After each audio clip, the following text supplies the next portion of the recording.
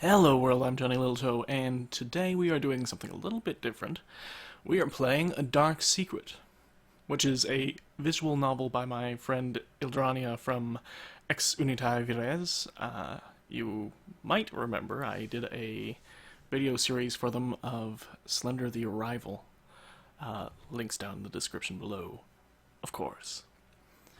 So, yeah, let's jump in. It'll be a little bit of a different ride this time, since I'll mostly be reading. See how this goes. Why would it matter? She thought. It doesn't matter. Nothing matters. She stared towards the horizon. Words reached her ears from the distance. Why would I care? She felt the tears welling in her eyes. I don't care. A shadow covered the sunlight, and all of a sudden she felt only coldness. The others pulled her with them into the carriage. Nothing is worth caring about. She saw the horizon change its shape. From time to time a tree or house covered the sight, but never for long. Why did this happen? The carriage stopped and she had to get out. The air was warm. She felt a slight breeze softly on her skin. It didn't happen. She lied to herself. It never happens. She continued her way home. When she looked at the door and turned the key to unlock it, she sighed. It never should happen. The first thing she noticed when she woke up was the smell of tea. Just like every morning. Or maybe not like every morning. Her eyes slowly opened. For a moment, she had to think hard before she remembered why this day was special. It was her first day at school. School. Something she had anticipated for years. Not everyone could go to school, especially not in this town with limited numbers of students on every school. In every school. That she got a spot in her eyes was a miracle. The thought of going to school for the first time woke her up completely, and she jumped on her feet. A moment later, she sat at the kitchen table together with her parents, having breakfast. Her family was small. She had no brothers or sisters, only her parents. None of her other relatives were still alive, and the little girl felt like her and her family were very close. In general, she felt like she had a nice family. She loved her parents and the life she had. And of course, that she already found a spot at school. When I am older, I am going to be a teacher, or a princess. With a huge castle? Yes, and horses. A lot of horses, and cows, and sheeps. Sheep. Kids. Sheep, sweetheart. Huh? It's sheep, not sheeps. You'll never become a teacher or a princess if you don't work on your grammar. As usual, her parents began to teach her grammar and spelling of words. It seemed as if they were eager to get their daughter, one of the positions she so desired in the future. How wrong that impression would prove just a couple of days later. Foreshadowing. The good thing about good times is that they are happy. The bad thing about good times is that they can only get worse. A few days later, Sharia has just come home from school. How was your day at school? I was the only one who knew all letters of the alphabet already, so the teacher gave me an extra good feedback today. Great, Sharia. All the practice is really paying off. Don't rest on it, though. If you get lazy because you did one thing right, you are not going to get anywhere. Of course! I want to be a princess or a teacher with many horses. You will get there, sweetheart. Not if you don't keep it up. A few hours later. That's ominous. Sharia, come here! Being an obedient child, Shiria immediately walked out of her room towards her parents. Both of them are sitting around the table with one of her teachers from school. Her father looked very serious, while her mother and the teacher were smiling. Your teacher has come to give you special classes since you were so far ahead of the other students. Shiria was completely stunned. Being allowed to go to school was awesome enough for her, but receiving private lessons seemed too good to believe. This music seems strangely ominous for this scene. After she hadn't responded for a short while, her mother broke the silence. Well then, why don't you show her your room? Can't we study here? There is a table. Stop being so unthankful and show her your room. Ooh.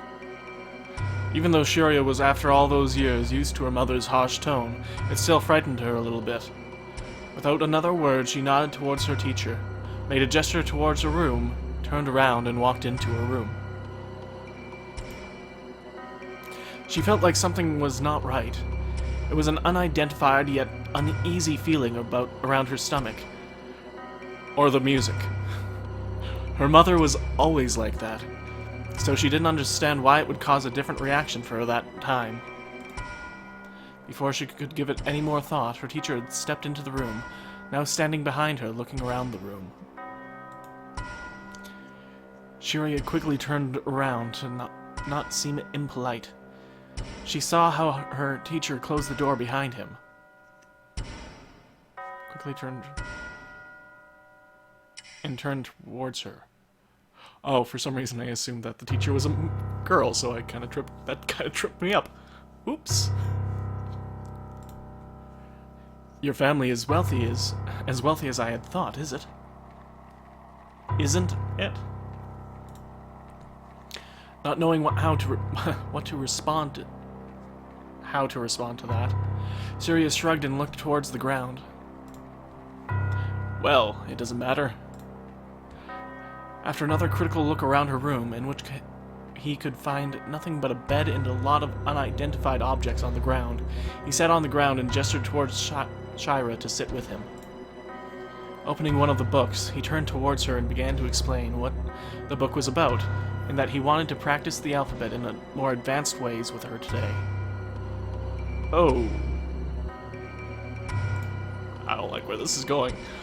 Shiria did her best to focus on the text in front of her and read with as few mistakes as possible.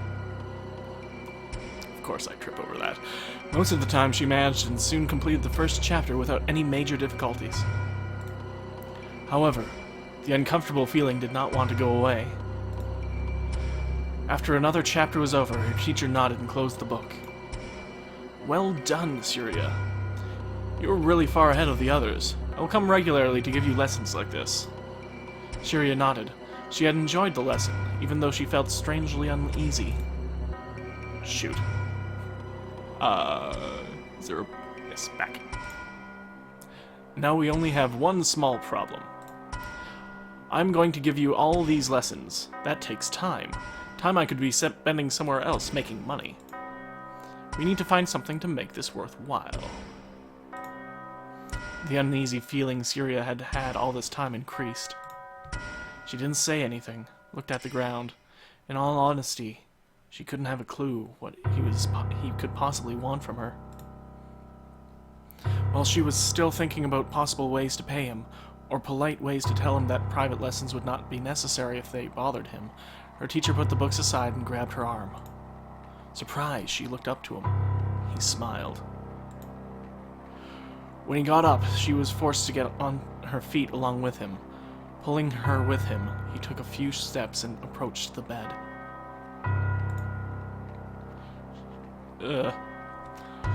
Shiria had no idea what he wanted, but a deep fear began to spread within her. Then the man, still holding her arm in a firm grip, tore her clothes off from her body and threw them into a corner of the room. Violently, he threw her on the bed, where she crawled into a corner in a poor attempt to get away. It wasn't enough. He quickly took off his own clothes and was already on the bed with her. Without understanding what had really happened, Shiria still felt like it had been wrong, and spent the rest of the day in her room without moving, without even closing her eyes apart from the occasional blinking. The next morning, she intended to bring up the awkward topic towards her parents, with her parents, but their cheery faces and the happy atmosphere was so strange to her that she barely said or ate anything. Throughout the next months, more of her teachers started to visit her for private lessons, soon beginning to come together. Oh. A year later, she found herself completely changed. All the joy of a child at her age had faded. At her age. And her dreams of what she wanted to become had changed. How's it going at school, sweetheart? Are you getting along with your plans of becoming a princess? I don't want to be a princess no more. Oh, what do you want to be then? A traveler or a soldier. You don't say that. These jobs are nothing for a sweet little girl like you. Shiria's response was nothing but a cold glare towards her father, which included much more hatred than should be possible for such a young girl to feel.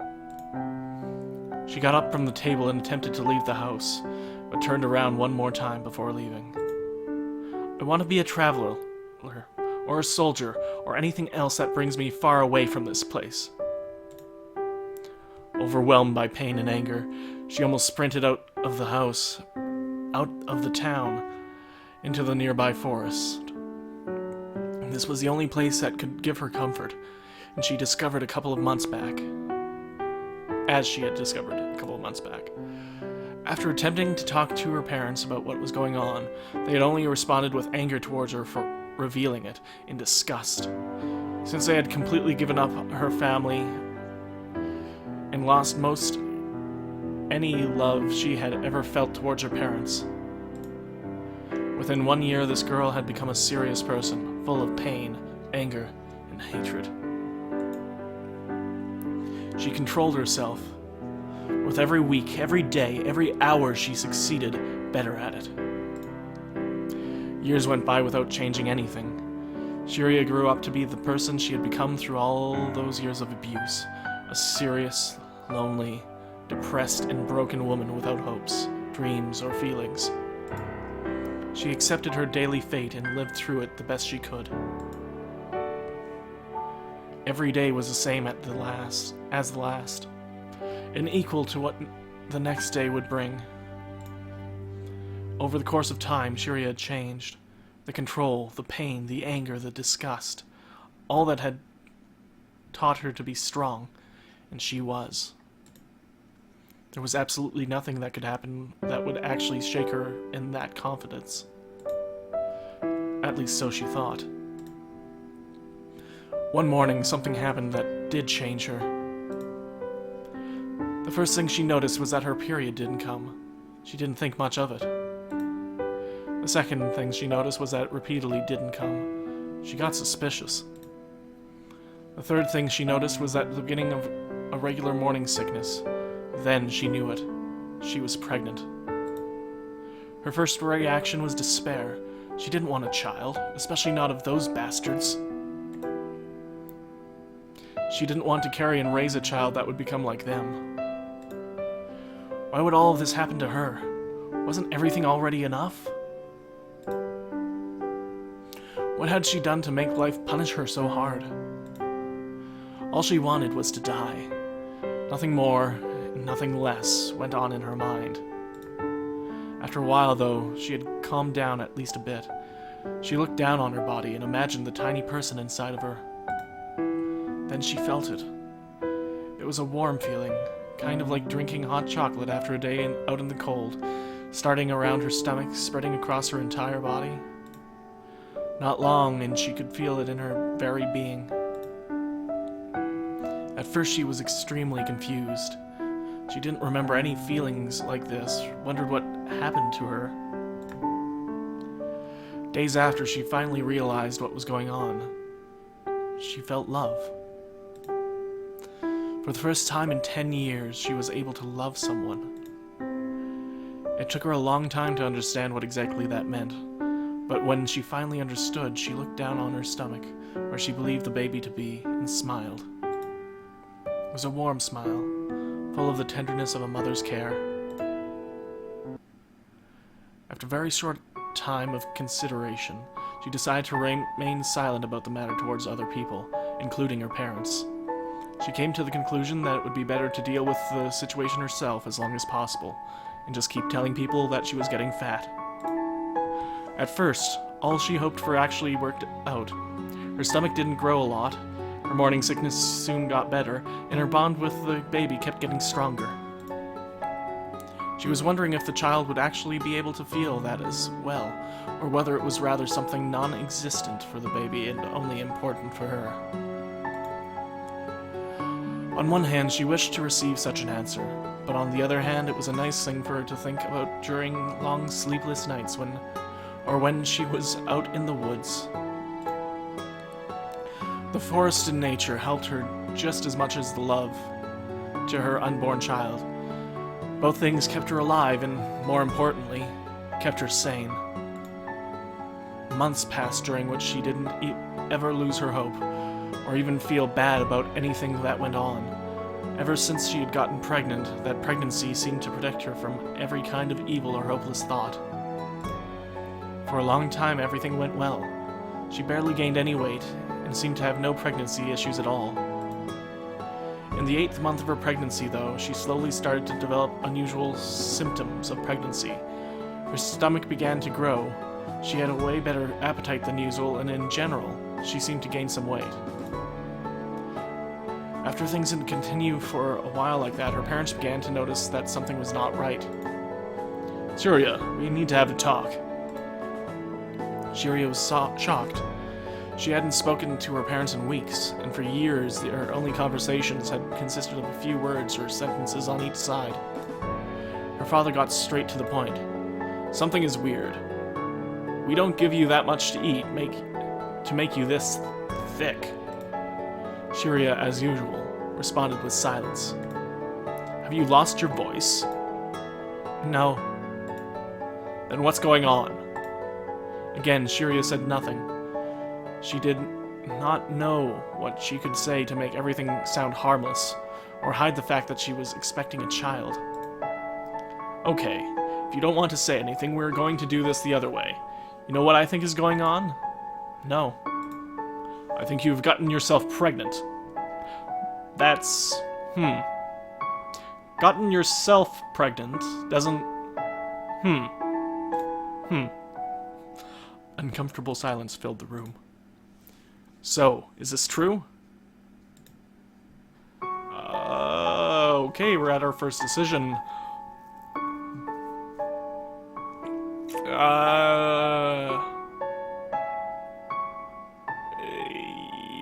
It's kind of I'm gonna say yes, it's kind of obvious. "Yes, I am pregnant, and I do not regret hiding it from you for such a long time." For a little while, no one said a word. Everyone was busy glaring at the other. For once, Shiria did not break the eye contact with either of her parents.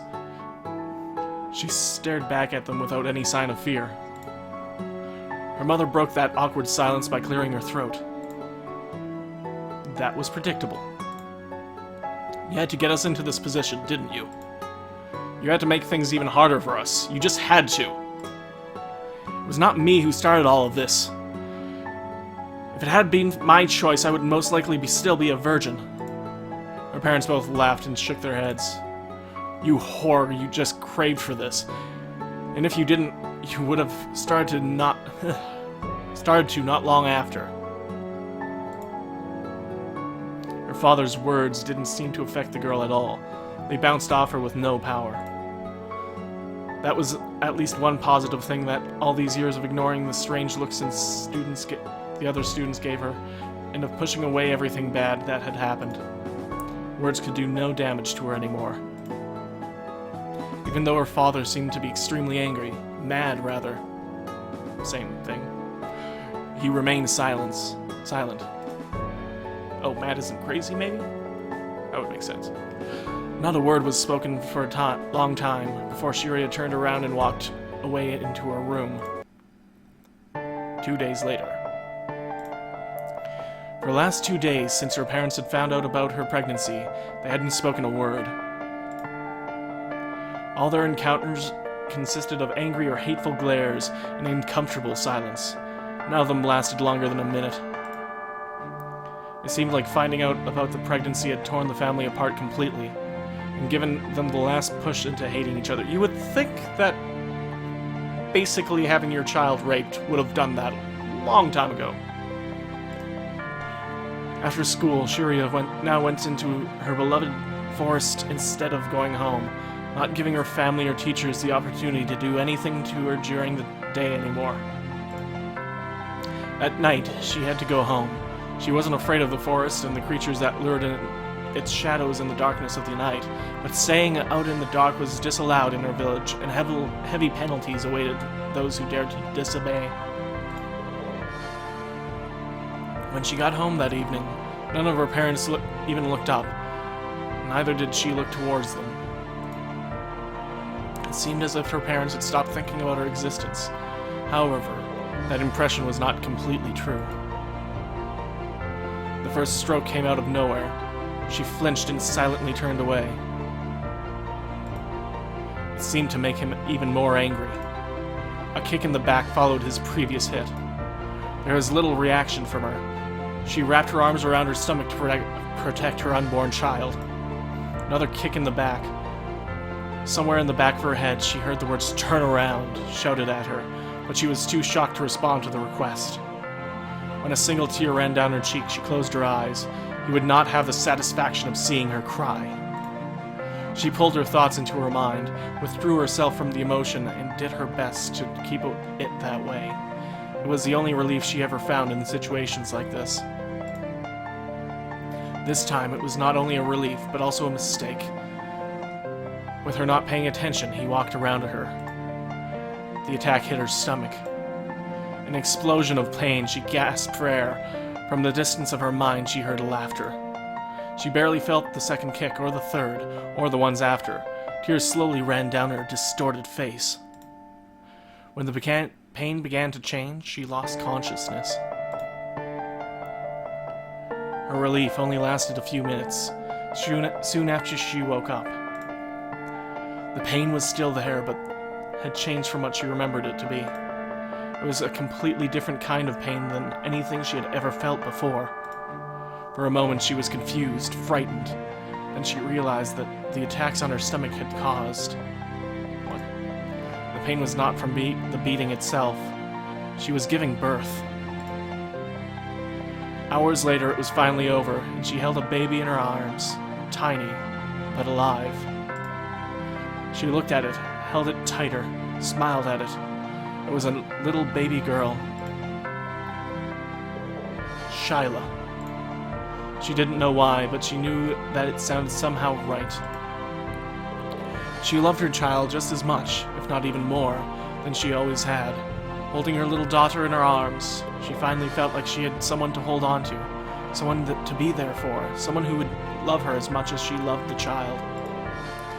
In a way, she didn't want to tell her parents that the child was there. She was certain they hadn't found out about it yet. Then again, it felt even more uncomfortable to think about the consequences when they found out. After all, her stomach was not large anymore. Take your child to the kitchen and talk to her parents. Try to find a hiding spot. Oh, no. These are both terrible choices. Well, we'll actually pick this up next episode, because this episode has gone on fairly long. So, thank you for watching. I have been your host, Johnyliltoe. Any questions, concerns, queries, conundrums, if you like this sort of thing, or if you don't, let me know in the comments down below. Love hearing from you guys, and I will see you next time.